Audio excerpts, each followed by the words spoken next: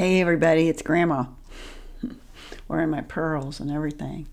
So here we are today to talk about gratitude. And, sneak preview, I'm going to say gratitude's great. I'm going to say do gratitude. And then I'm going to say you can do gratitude one better. And we'll talk about that. But first, let's talk about how great gratitude is. And there's research to back this up. If you make a gratitude list, write it down, or think it in your head, you are likely to feel better. And I came to gratitude through Al Anon 12-step rooms.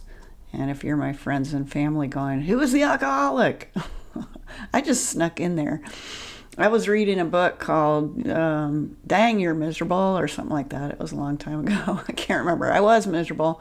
I was breaking up with somebody and I was miserable. Yikes. So I was reading a book about it and it said, you don't have to show any credentials to go to a 12-step meeting. You can go to Al-Anon. You don't have to have a photograph of somebody in a massive alcoholic meltdown. You can just go. So it said go. And I went. And that was a pretty good move for me. So I would say that if you need support, you could do that too. You can just go. They don't ask for paperwork or anything. And it's a good place to be. One of the great things there, just a little side note, is that they say your name. And if you're just plumb miserable, like I was, just hearing a room full of people say your name back to you is very grounding and soothing. At least I found it was. So, yeah, go get help. But back to gratitude. So I came to gratitude in 12-step programs, and I found it was really useful for those moments, so many of them, when my mind would be looping on something, just round and round and round. Why doesn't he love me? Why doesn't he love me? What did I do wrong? Or a million other loops that it can go on. Guilt loops, fear loops, judgment loops. It's just a whole smorgasbord of loops in there that you could choose from. And I know how to do all of them. And so gratitude interrupts that stuff. And one of the scary things about gratitude is your mind is saying, this loop's really important. and so here's what I suggest is if you have a loop going on, like, why doesn't he love me? Or something, any of them, just, what about this? Just write down where you left off in your loop. Like, oh yeah, I'm going to remember to think about this later. Just write it down in your notebook. Why doesn't he love me? And then you can do your gratitude list. You'll be free to be more focused on other things without forgetting that you're supposed to be perseverating on why doesn't he love me. So the gratitude practice that I innovated for myself was to do a gratitude alphabet. So I would start with A and think of something I was grateful for every letter of the alphabet. So I would start with A, I'm grateful for Allison, my friend of decades. So she's been on my list for a long time. And B, I'm grateful for Buster. Buster's my current kitty cat. And C, I'm grateful for cats in general. D, dogs are great. So in this fashion, I would find that I could get my mind focused on something. It takes a bit of effort to think of a gratitude for all of the letters and maybe to try to mix up the gratitudes from time to time. And wonder of wonders, when the mind is off the loop, nice things happen in the mind. Ideas of things to do that day that could be fun might spring in, or a book you'd like to read, or something you've been meaning to accomplish that makes you feel good about yourself, and that's good. I mean, really, when you get out of the loops, the wonderful capacities of your mind become more available to you. That is a good thing. And gratitude, in Grandma's humble opinion, certainly helps with that. So let's be all for gratitude. Do your gratitude. Yay, start now. It's great. Now I want to say the but part. Gratitude is great, but it's passive. That's what I want to say about gratitude.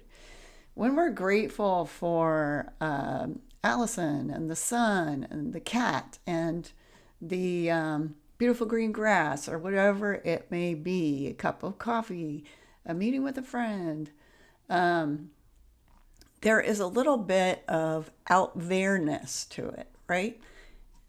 Buster is out there. And it could be that through good luck, I managed to adopt a healthy, beautiful, soft kitty cat. Maybe that's just lucky. Maybe I don't even deserve it. I'm just lucky that way. Okay. Well, it's okay. It's still good to appreciate that stuff. Oh my God, it's so good to notice that stuff. Yay, noticing. But how about this? What if when we are doing gratitude passively, there's something missing? Okay. So what if we notice that we left ourselves out of those moments, that we're looking at it as if we are kind of watching a movie or something, but we don't count ourselves in it? It's a funny thing. I had a conversation with somebody once that I vaguely remember as asking about everything that exists in the universe and him making some kind of great list of things. And I said, well, what about you? And he just looked at me like that was kind of dumb, but I think it's not dumb.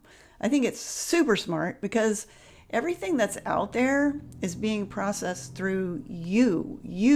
You are the center of the universe. You really are. You are the center of the universe. So your presence in the moments for which you are grateful is not a small thing. It's the thing. And something good happens when we kind of wake up to our presence in our moments. And it looks a little bit more like this. So, B, I'm grateful for Buster. And I had a moment with Buster in which I was petting his soft fur and feeling him purr. And what was I doing in that moment? Well, I was providing a safe place. I am the kind of person around whom a cat can relax. I am a loving caretaker of a cat. So what happens now is I see my participation in this relationship as part of it. Yes, he is a trusting, lovey, snuggly, snoogly cat, and that's all very good.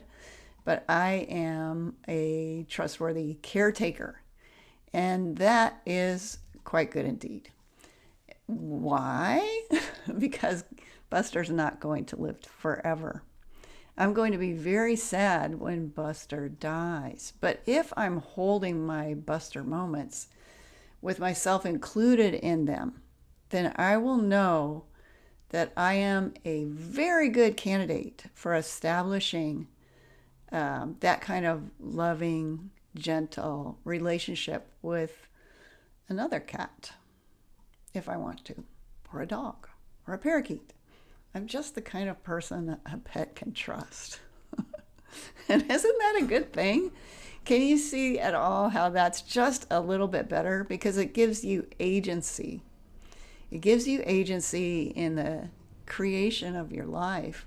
And it makes it much more likely that the things that you appreciate will happen again.